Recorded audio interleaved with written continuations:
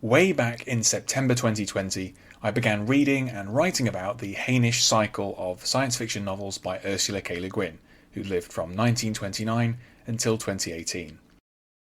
It's taken a year and a half, but the time has now come for my reflections on the eighth and final Hainish book, The Telling, which was published in 2000. The Hainish books began with Le Guin's very first novel, Racannon's World, in 1966. The various books and short stories share a loose continuity and are set over a large span of time. They're predicated on the idea that humans evolved not on Earth, but rather on the fictional planet Hain. In the stories, an interstellar association called the League of Worlds, or later the Ekumen, gradually reunites various human-like peoples who live on a number of planets including Earth. This concept is central to some of the stories and barely mentioned in others. The Telling is a fairly short novel which revisits some of the themes which Le Guin had previously explored in the earlier Hainish books. In this sense, it makes for a fitting conclusion to the loose series. Opinions are divided on where to start with the Hainish stories, but I would certainly caution against starting with The Telling. While its setting and characters are entirely new, it leans heavily on previous depictions of the Hainish people and of the Ekumen. While this is generally felt to be one of the more minor entries in the series, The Telling has all the deep engagement with ideas that Le Guin fans will expect by this point. The central character is Sati, a human of Anglo-Indian background.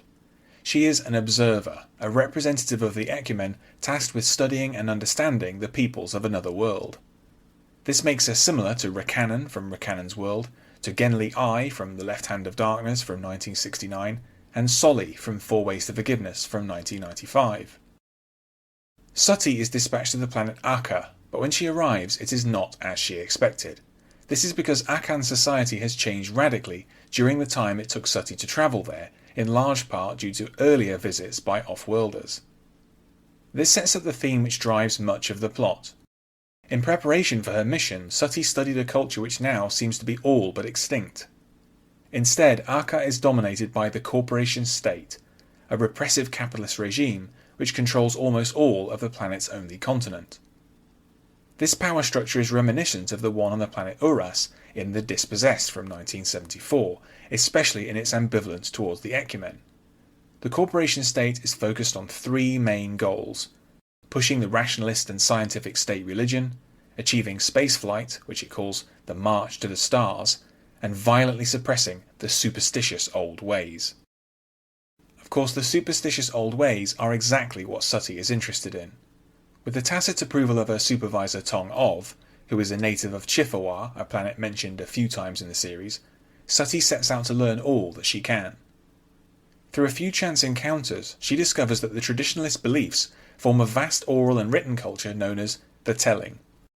These ideas are shared in secret by people known as Maz. The corporation state used book burnings, surveillance, re-education camps and violence to suppress the Telling, and so Sati becomes drawn into a world of covert meetings and subterfuge that keeps a way of life intact at great risk. It's been suggested that Le Guin's primary inspiration for this novel was the effort to protect the traditional way of life in Tibet. This is quite convincing for a number of reasons. Towards the close of the novel, Sati goes on a perilous journey into mountains which bring to mind the Himalayas. It also recalls the famous ice journey section of The Left Hand of Darkness, and performs a fairly similar function in the story. As with almost all of Le Guin's fiction, The Telling is a very thoughtful book. Much science fiction and fantasy deals with what we might call external matters: physical threat, violence, travel, and heroism. Even more than usual, Le Guin is focused here on the internal: ideas, feelings, and philosophies. In her worldview, progress is achieved not by physical courage, but through a willingness to learn, to empathise, and to understand. This emphasis is so strong in The Telling that it can become a little didactic at times. Sati's musings on culture, language, history, and belief are intriguing, but it's easy to wish for a more physically active protagonist at times. The book also reflects the changes in Le Guin's approach as she was entering a late phase in her long career. As with a lot of her fiction published after the 1990s, The Telling has a strong feminist emphasis, and same-sex relationships feature prominently on Akka. One of the most effective passages in the novel is about Sati's recollections of her relationship with another woman, Pao, back on Earth. Interestingly, the book also has some discussions about language, and particularly about personal pronouns, which seem quite ahead of their time. In one example, Akans have a special plural pronoun for pregnant women. While the telling makes almost no references to specific events in earlier Hainish books and stories, it does feel like an extension of and conclusion to them. This is because so many of Le Guin's favourite themes recur here.